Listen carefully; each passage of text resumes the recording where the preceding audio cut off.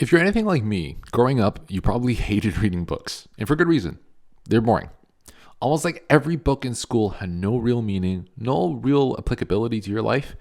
Well, until you hit your first roadblock. Now, I don't mean to categorize, but it's usually after a traumatic event or something where you're left without words to say, kind of like a breakup. Bro, I don't know what I'm gonna do without her. She just unfollowed you. Like, you guys weren't even dating. She was my everything.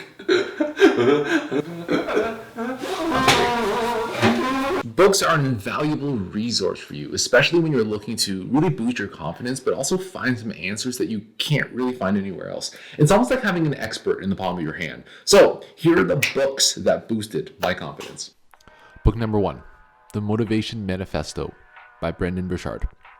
Now, the crazy part about this book in particular is that it wasn't on the staff pick list. It wasn't displayed up front. I walked into a bookstore. I found it on a shelf, and it was like one of the only ones. And it was like black and gold, so I picked it up. And it was probably one of the best finds of my life.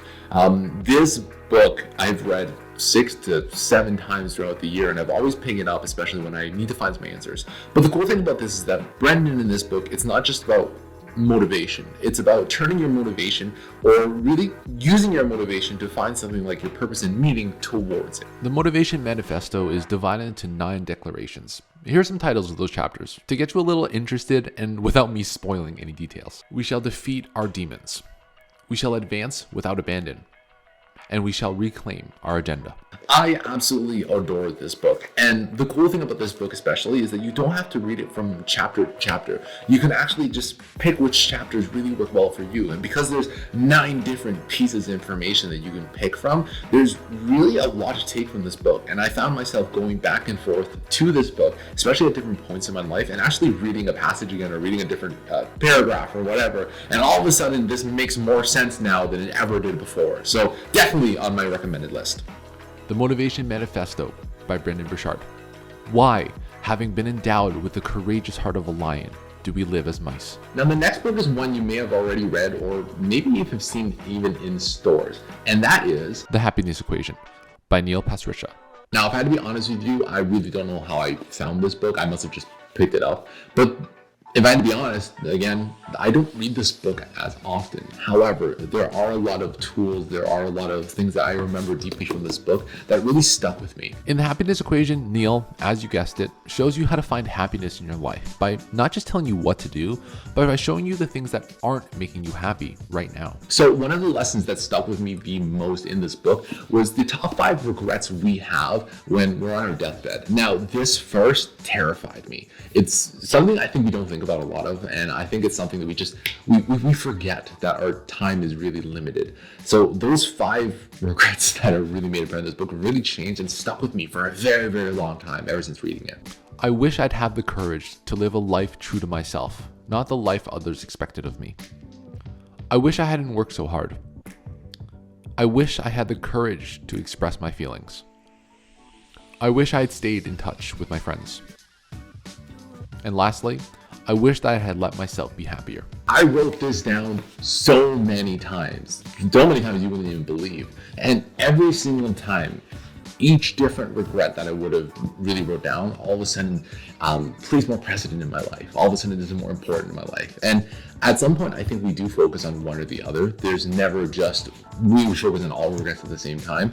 The more that you reread, the more that you write it down, all of a sudden you find more clarity on the things that were holding you back. So while we're here, let's make sure not to regret any of the time we have.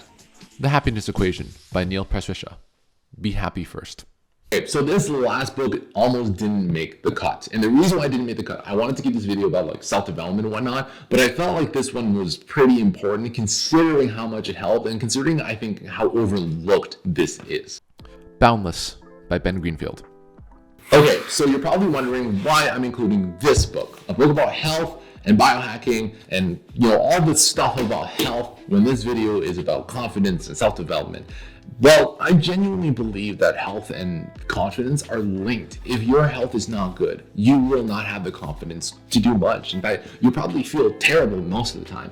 And this book makes it all too easy to figure out what's wrong with your health and really where to start. Like most people, information from me was good, but without an actual action steps of what to do, it can be hard to put the pieces together.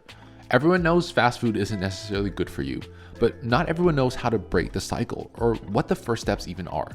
From morning routines all the way down to gut health, this book gives you the tools to start creating better energy for yourself. So the cool thing about this book is you don't have to read it cover to cover. There's different chapters, there's different topics in this book that really apply to you when you need them. Think of it more as a reference. I use this book really sporadically, and most of the time I come back and I find if I'm feeling a little low and I'm feeling something's a little off, and all of a sudden I find here, usually it's not maybe even a confidence issue, maybe sometimes it's just a health issue, maybe it's just something I've eaten or not eaten, maybe it's my sleep, maybe it's a whole plethora of things that we've yet to put together. So I definitely recommend using this. Keep it as a guide, as a aid to you whenever you need it. Boundless by Ben Greenfield. But in a perfect world, a world that is fully attainable, you would have it all. Total optimization of body, spirit, and mind. You would be, in a word, boundless. Books are an amazing tool that we have at our fingertips, but the real problem is, which ones do you start with? Because there's just so many of them. And with so many books, I know it can be very, very challenging, intimidating to even start one. So hopefully one of these 3 books makes your list. And if you're not a reader right now, I hope it does make your list someday. But yeah, like these are the ones that really help me, and I hope they help you as well.